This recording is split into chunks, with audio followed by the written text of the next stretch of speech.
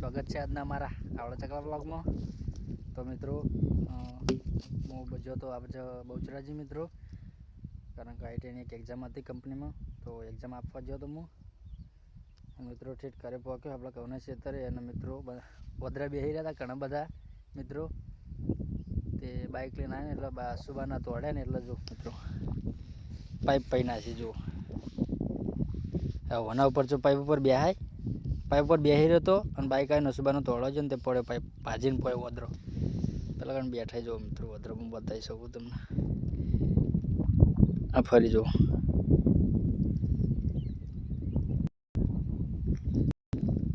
Pipe ભાજીને પડે. જો આ વધારાનું નુકસાન લાવ્યું મિત્રો. આવું હોય મિત્રો,